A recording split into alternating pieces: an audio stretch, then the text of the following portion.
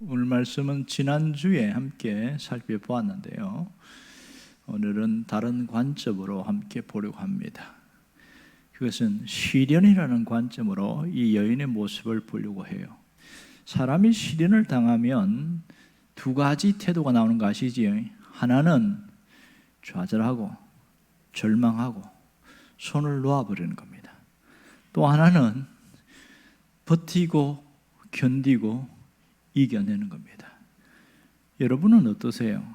어떤 어려움을 당했을 때에 어떤 태도를 취하고 있습니까?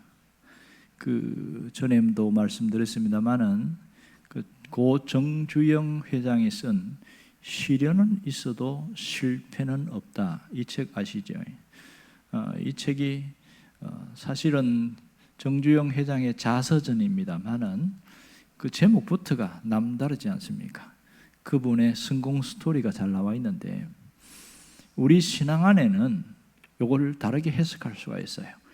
시련은 있어도 절망은 없다. 아멘입니까? 시련은 있어도 절망은 없다. 이 점을 우리가 깊이 생각해야 됩니다. 주변에 보면 크고 작은 시련을 당한 사람들이 두 가지 반응하는 거 아시죠? 하나는 원망하고 불평하고 막 탓을 해요. 네가 이래서 그랬다, 환경이 이래서 그랬다, 탓을 해요. 그러면서 내가 이렇게 어려움 당하는 것에 대해서 받아들이지 않을 이런 사람이 있습니다. 또 하나는 이미 엎질러진 물인데 어떻게 할 수 있겠냐 이러면서 현실을 직시한다고 그래요. 받아들이고 그러면 어떻게 할까를 찾는 사람이 있어요. 그러면 이렇게 탓하고 원망하는 사람이 많아요? 아니면 현실을 직시하고 받아들이는 사람이 많아요? 앞에 전자가 훨씬 많지요. 왜 이렇게 차이 날까요? 똑같은 어려움을 당했어요. 경제적 어려움을 당하고 물질적인 어려움을 당하고 또 가장 가깝게 귀하게 여기던 어떤 가까이 있는 사람이 이별을 하게 되는, 사별을 하게 되는 이런 어려움을 당했어요. 어떤 사람은 한없이 빠져가지고 주저앉는데 어떤 사람은 이겨내요. 왜 그럴까? 왜 그럴까? 이걸 신앙적 관점에서 오늘 보았으면 좋겠어요. 오늘 본문에서는 똑같은 어려움 속에 있는 한 여인을 봅니다. 수로보니게 여자입니다. 수로보니게 여자, 지난번에 소개한 것처럼 이 시리아 지역에 있는 베니게 사람, 이것을 수로보니게라고 합니다. 그래서 수로보니게 원주민이죠. 가나안, 마태복음 15장에는 가나안 여인 이렇게 나오는 것처럼 똑같은 얘기예요. 자, 이 여자의 어려움은 뭡니까? 자기 문제가 아니고 자식의 문제였어요. 자식이 병들고 거기서 한 걸음 더 나가서 귀신이 들려가지고 정신이 없는 거예요. 물에도 들어가고 불에도 들어가고 위험한 줄도 모르고 뛰어다니고, 그러니까 온데 상처고 정신이 없는 거예요. 이걸 지켜보는 이 어머니가 얼마나 힘들겠습니까? 마침 예수님이 두로 지방에 오는 것을, 그 소식을 듣고 예수님 앞에 나왔다는 거 아니겠어요? 그런데 가장 큰 장애물은 환경이 아니라 예수님의 말이었어요. 뼈 있는 말. 어떤 말입니까? 상처를 주는 말을 했잖아요. 오늘 27절에 뭐라고 그랬습니까? 이 여인이 고쳐달라고 하니까 뭐라고 이야기해요? 나 너 못 고쳐준다 이렇게 이야기하면서 비유를 줬죠. 자녀의 떡을 취하여 개들에게 던짐이 마땅치 않다. 이 무슨 말입니까? 이 여인이 누구라는 뜻이에요? 개라는 표현을 쓰잖아요. 개 취급을 했어요. 당시에 이것은 유대인들이 이방인들에게 쓰던 표현입니다. 그렇게 예수님은 그러면 안 되잖아요. 제가 지난주에 그 얘기했단 말이에요. 그런데 여기서 집중할 건 뭐냐면 이 여인은 어떻게 했을까? 그리고 왜 예수님은 이렇게 했다고 했어요? 이유가 뭐죠? 왜 예수님이 이렇게 했어요? 이것은 이 여인을 멸시한 것이 아니고 의도적인 것이었다, 이걸 말할 수 있습니다. 뭐가 의도적이겠어요? 이 여인 속에 갖고 있는 믿음을 드러내기 위한 주님의 의도가 여기 있었다, 그 얘기를 하고 있습니다. 주님의 의도. 이 개취급을 했을 때에 여인의 태도가 어땠어요? 당신이 메시아면 메시아지, 그럴 수가 있어요? 그랬어요? 그래서 28절에 보면 기가 막힙니다. 올소이다, 받아들이는 거예요. 오늘 여기서 시련을 이기는 믿음이 무엇인지를 정확하게 보여주고 있습니다. 시련을 이기는 믿음이 뭘까요? 현실 있는 그대로를 직시하고 인정하는 것부터 시작입니다. 이방인에 대해서 괴취급하는 당시의 그 모습을 인정하기 시작했어요. 자기는 그렇게 취급받았다는 받아들이겠다는 거죠. 현실을 직시했을 때 그 다음에 두 번째가 중요해요. 그게 뭐냐면 믿음이에요.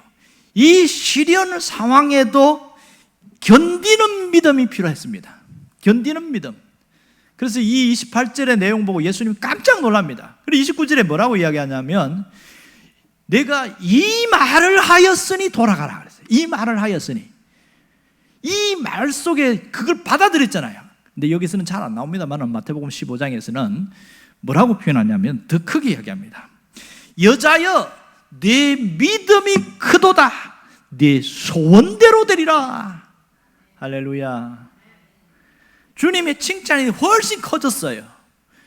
여자여 내 믿음이 크도다. 내 소원대로 되리라. 여러분에게도 이런 하나님의 음성과 응답이 있기를 원합니다. 이 여인은 별거 아니라 견디는 믿음이었습니다. 여러분, 주님 안에서 잘 견디는 것이 믿음인 줄 믿기 바랍니다. 이걸 귀하게 여기는 사람은 내가 지금 잘 견디고 있어, 잘 버티고 있어. 그러면 내가 어떤 사람이라는 거예요? 응답에 가까운 믿음을 가진 사람이라는 것을 알 수 있지요. 그런 믿음의 사람이 되기를 바랍니다. 그러나 포장지만 번지르는 믿음을 갖고 있는 사람은 시련 앞에서 팍 주저앉아 버려요. 약해요. 이래서 약해져서 오늘 주님 우리 강조하는 게 뭐예요? 시련 가운데 믿음의 사람이 되어라. 믿음의 사람으로 살아가라. 그 얘기를 하고 있습니다. 믿음의 사람이 뭐예요? 시련을 받아들이는 것부터가 시작이라는 걸 알아야 됩니다. 받아들이는 것부터. 자, 믿음이 있는지 없는지는 뭘로 알 수 있습니까? 말로 알 수 있어요. 받아들이지 않으려는 사람은 부정적이에요. 매사가 부정적이에요. 그러나 받아들이는 사람은 이 여인처럼 올소이다. 긍정합니다. 있을 수 있는 일이라고 인정하고요. 그리고 이 일 속에 하나님이 계시니까 나는 견딜 수 있어, 이길 수 있어, 해결할 수 있어, 잘 될 수 있어. 이렇게 말을 한다고 자기 스스로. 그 말 하나가 믿음이 있는지 없는지 확연하게 차이가 납니다. 진정한 믿음은 잘 견디는 겁니다. 여러분에게 그 견디는 믿음이 있기를 원합니다. 누구나 크고 작은 시련은 와요. 다 와요.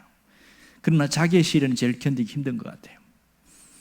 언젠가 보니까 창원대 교수 중에 신앙이 크리스찬인데 최점자 교수님이 있어요. 이분이 음악과 교수인데 그 환경을 보니까 이 사람은 교수가 될 수 있는 환경이 아니야. 왜냐하면 너무너무 가난했어요.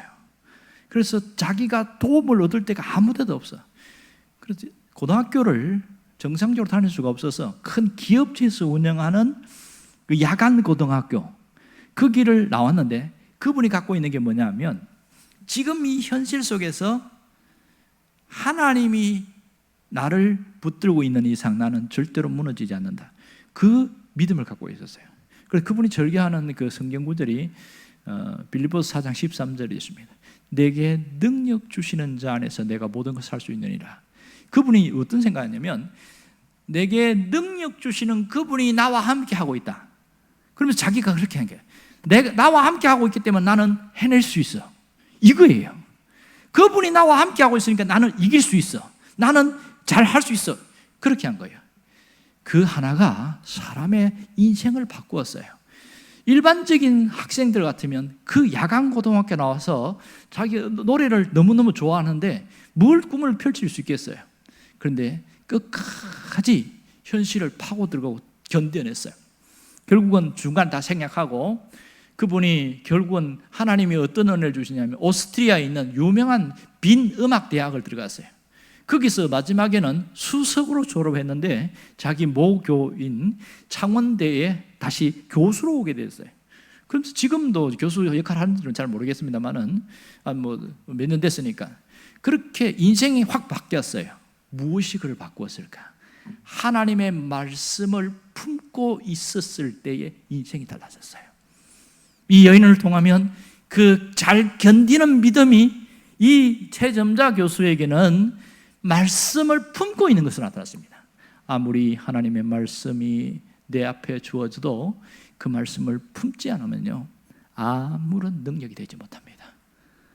몰라서 못 일어나는 게 아니에요.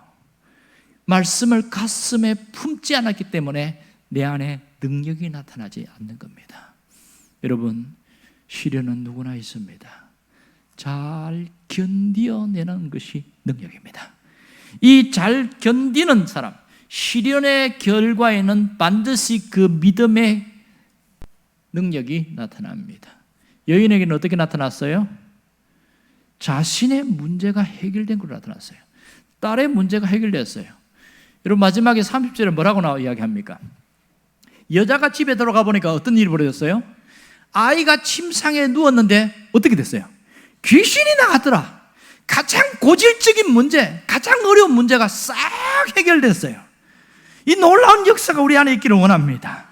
이렇게 역사가 일어나기 위해서 우리는 어떻게 해야 될까요? 우리는 지금 예수님 직접 만날 수도 없어요. 뭔가 어떻게 할 수 있는 방법도 없어. 그러면 단순히 할 수 있는 게 기도밖에 없는데, 지금 문제는 여전히 다른 가면을 쓰고 우리에게 다가와요. 다른 가면을 쓰고. 그럴 때 어떻게 해야 됩니까?